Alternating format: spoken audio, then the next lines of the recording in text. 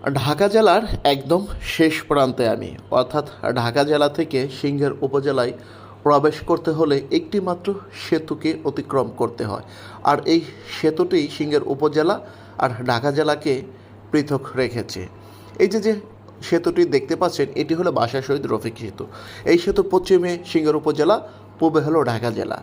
আর এই সেতুর উপর থেকে যদি আমি বামে তাকাই, অর্থাৎ আমি একটু দেখাবো ক্যামেরায়, বামে যে লাইটগুলো দেখতে পাচ্ছেন যেটি জ্বলছে, এটি কিন্তু পাওয়ার প্ল্যান্ট।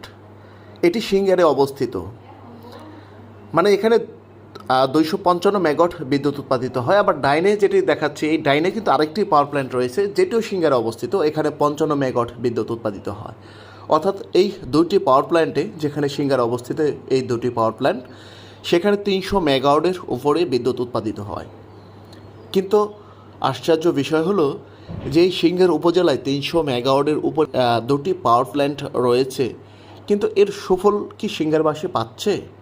এখান থেকে যদি মাত্র 5% বিদ্যুৎ এই উপজেলায় যেখানে উৎপাদিত হচ্ছে, এই উপজেলায় যদি রাখা যেত, তাহলে কিন্তু 24 ঘন্টায় 1 সেকেন্ডের জন্য লোডশেডিং হতো না, বড় ধরনের প্রাকৃতিক বিপর্যয় ছাড়া। কিন্তু এর সুফল কিন্তু আমরা পাচ্ছি না। বর্তমানে এই সিংহের উপজেলায় কিন্তু বিদ্যুৎ একদম থাকে না বললেই চলে। দেখেন, আমি গ্রামে ঢুকছি, আমার বাসায় আমি আসছি রাত 10টা প্লাস বাজে, এখানে আমি আসতেছি। আমি ডান বাম পাশে যদি আমি একটু দেখাই, যে বাড়িগুলো, কোথাও কিন্তু বিদ্যুৎ নেই। এই যে বামে যে দোকানগুলো রয়েছে, এরা কিন্তু বসে আছে, এই যে দেখছেন যে এই যে এরা বসে আছে বিদ্যুৎহীন অবস্থায়।